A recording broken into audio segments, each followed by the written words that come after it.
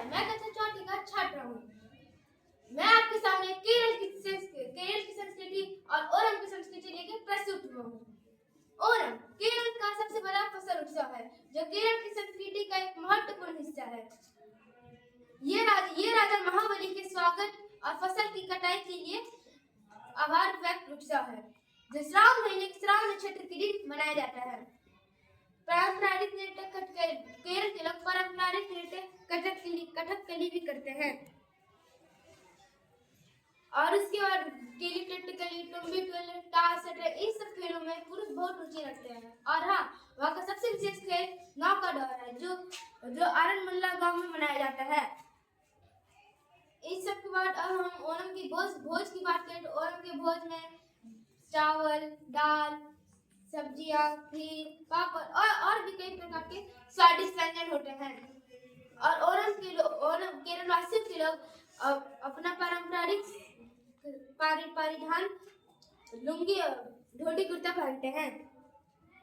इन सब के बाद ओणम के केरल वासियों के लोग एक दूसरे के घर जाके मिठाई भी बांटते हैं। धन्यवाद। आज हम आपके सामने ओणम की कहानी प्रस्तुत करने जा रहे हैं। एक समय की बात है, एक असुर राजा था, महाबली। वो पूरे केरल पर राज करता था। वह नेक और शक्तिशाली राजा था। वह पूरी दुनिया पे राज करना चाहता था। आकाश, पाताल और धरती सब पर अपना साम्राज्य चाहता था।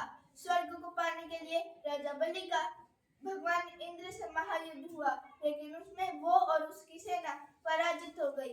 अपनी शक्तियों को एकत्रित करने के लिए वह राक्षस गुरु शुक्राचार्य के पास गए और अपनी शक्तियों प्राप्त करने के लिए महायज्ञ शुरू कर दिया।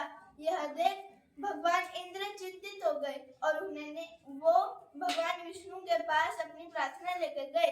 भगवान विष्णु ने वामन का अवतार लिया और धरती पर आ गए, जहाँ महाबली का महायज्ञ चल रहा था। उन्हें देख महाबली ने कहा, मैं आपकी किस प्रकार सहायता कर सकता हूँ? फिर वामन ने कहा, मैंने आपके बारे में बहुत सुना है कि आप दानी और ईमानदार राजा है। मुझे धन और सोना या चांदी नहीं चाहिए, मुझे बस 3 पग जमीन चाहिए। जैसा आप चाहे वो दूंगा। वामन ने अपना पहला पग स्वर्ग। राजा के ये कहते ही वामन आकार में बड़े होने लगे। पल भर में ही वो धरती से भी बड़े हो गए। उन्होंने अपना पहला पग स्वर्ग पे रखा, दूसरा पग धरती पे रखा और फिर राजा बलि के पास जाकर कहा, मैंने अपने 2 पगों में स्वर्ग और धरती को नाप दिया है, और अब तीसरा पग कहाँ रखूं? राजा ने विचार करके कहा, अब कुछ नहीं बचा, आप तीसरा पग मेरे सर पर रखिए।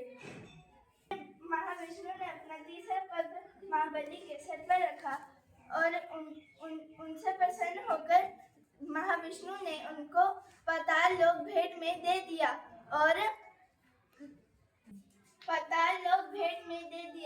राजा के प्रति भक्ति देख भगवान विष्णु ने उन्हें एक वरदान दिया कि वो 1 साल में 1 बार केरल जा सकते हैं, और इसी दिन को हम ओणम के रूप में मनाते हैं। धन्यवाद।